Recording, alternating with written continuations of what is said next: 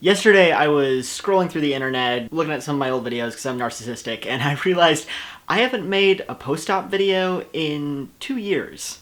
And that video was my 1-year post-op video, so it's now been over 3 years since my surgery. And while I was watching that old video, I realized... let me just show you.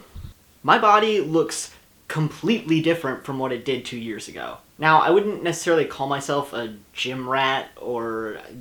I definitely don't go all the time, but I have made a habit of trying to get to the gym 2 or 3 days a week. And I'm kind of astounded that there's a noticeable difference, I guess. I mean, there is not an ounce of muscle on my body in that old video. And I'm not necessarily buff right now by any means. I mean, I don't have a six-pack or whatever, but there's some muscle on me. And while I don't want to perpetuate the stereotype I think exists that all trans men need to go to the gym or whatever, I want to talk about why I work out. I distinctly remember trying to exercise when I was younger, before I had top surgery. The goal for me then was definitely to have this sort of ideal body type. I remember thinking about it as actually preparing myself for top surgery so I could look the way I wanted to. And that never really worked out for me. I got discouraged, I lost motivation, I had trouble finding routine. And then when I got to college and consequently got a free gym membership from my university, something switched. I stopped going to the gym because of how I wanted to look in a few months' time, and started going because of how I needed to feel that day.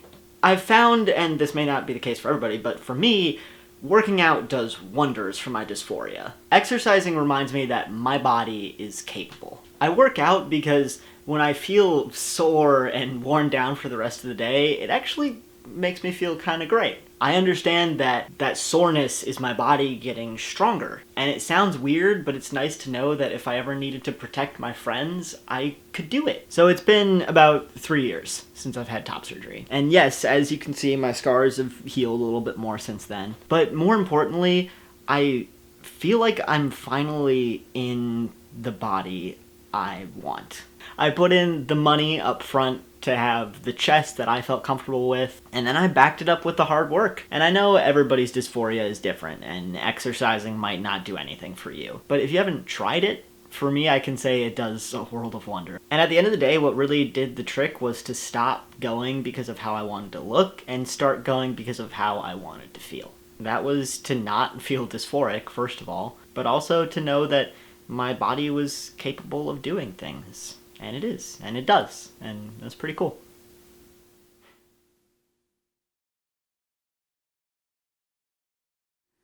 So I have the weirdest lighting setup in the world. That's a lamp attached, just kind of like hanging on the camera. And then another lamp there, and another lamp over there. So I understand I need to invest in some better lights, but we'll get there one step at a time.